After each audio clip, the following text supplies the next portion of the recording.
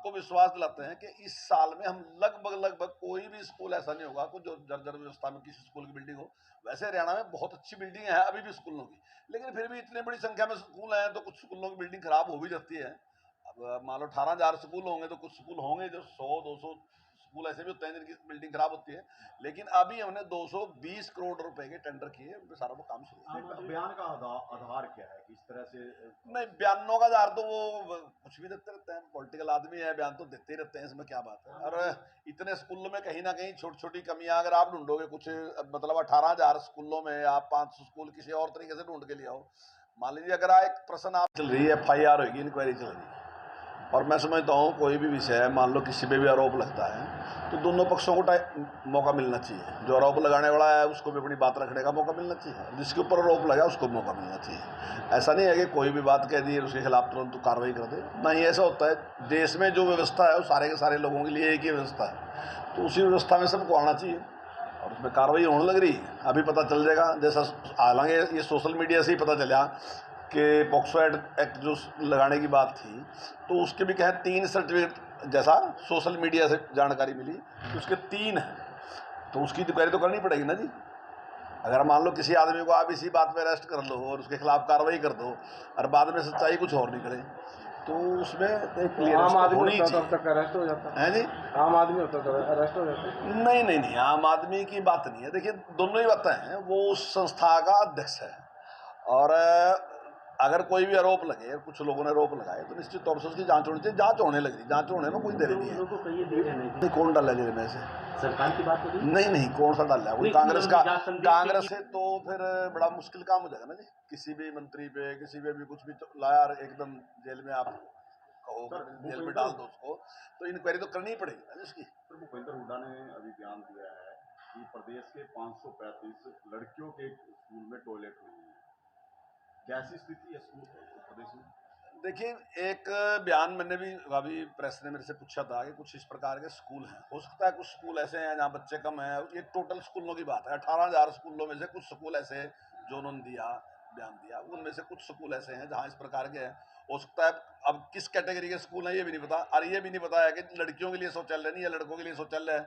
कुछ शौचालय ऐसे भी हैं, कुछ स्कूल ऐसे भी हैं जहाँ शौचालय इकट्ठे भी हैं, तो दोनों ही बच्चे चले जाते हैं उसमें। छोटे स्कूल हैं उनमें है, अलग नहीं है, इस प्रकार की बात होगी। लेकिन वर्तमान में हम इसके लिए बहुत अच्छा करने जा रहे हैं और वो ये कर रहे हैं कि हमने 6 चीज़ों को निश्चित कर दिया हर स्कूल में।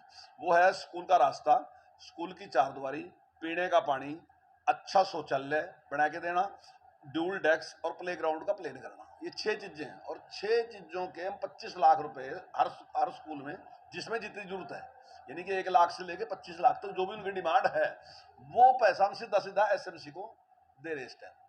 और 27 ब्लॉक में सिविल वर्क, जो मैंने काम किया ये सिविल वर्क, और 27 ब्लॉक में ड्यूल डेस्क का काम हमने कंप्लीट कर दिया।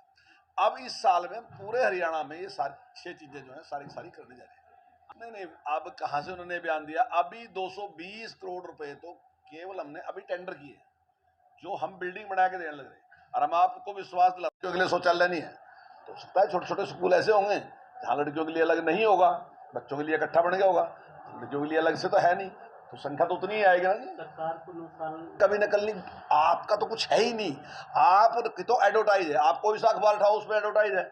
अभी हमारे 138 बच्चों ने जो JEE का टेस्ट है वो मेंस क्लियर कर लिया। आप दिल्ली का बता दो ना कितनों ने किया। अब तक की पूरी टोटल, जिस दिन से आम आदमी पार्टी अब तक है, कहीं मुझे 10वें नंबर पे दिखा दो किस तरह में। एजुकेशन के मामले में 10वें नंबर पे भी दिल्ली आज तक नहीं आया।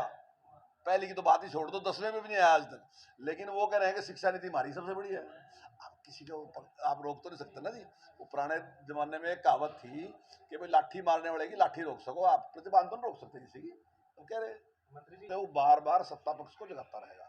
कहीं ऐसा ना हो गया सत्ता पक्ष कहीं मस्त हो जाए और उसको चिंता न रहे, तो वो बहुत ही जरूरी है। मतलब ये हो सकता है मुझे बड़ी अनलगती हो बात, ये पर जनता के हित में यही है, यही होना चाहिए। तो कर्नाटक की जीत के बाद कांग्रेस का दावा है कि हरियाणा में सरकार होगी। नहीं, देखिए 2 स्टेट उसने जीते हैं, अब हिमाचल भी उसने जीता, कर्नाटक भी उसने जीता है, सही बात है। और ये दोनों स्टेट ऐसे भी हैं जहां बार बार परिवर्तन इस प्रकार का होता है, लेकिन भारतीय जनता पार्टी का वोट कहीं कम नहीं है। कर्नाटक में भी जितने परसेंट वोट था हमारा उतने ही परसेंट वोट रहा, वोट नहीं घटा हमारा। जो दूसरा वोट था जो दूसरी साइड में था वो दूसरी पार्टी का अस्तित्व खत्म हो गया, वो सारा वोट उस तरफ ट्रांसफर हो गया। और हिमाचल में तो कोई बहुत गैप ही नहीं है हमारा, बहुत मामूली सा गैप है जिसकी वजह से हम हार गए। और कुछ ऐसे प्रश्न होते हैं, मतलब कई बार इस प्रकार के लालच भी दिए जाते हैं, तो वो सारे देने के बाद भी कई बार फायदे होते हैं, उसके लाभ मिल जाते हैं। बाद में वादे तो पूरे कर नहीं सकते, लेकिन एक बार तो लाभ उठा ही लेते हैं। लेकिन भारतीय जनता पार्टी ने जो भी वादे किए वो पूरे किए। मंत्री जी, मैंने मीटिंग ली थी 4 दिन पहले और मैंने अधिकारियों से कहा कि ये बिल्कुल गलत है, क्योंकि जैसा मेरी जानकारी में कुछ लोगों ने दिया कि बहुत थोड़े स्थान पे बहुत बड़ी संख्या में बच्चों को इस प्रकार की कोचिंग दी जा रही है। तो मैंने उस पर कहा कि इस पर संज्ञान लेंगे, निश्चित तौर पर कार्रवाई करेंगे इस पर।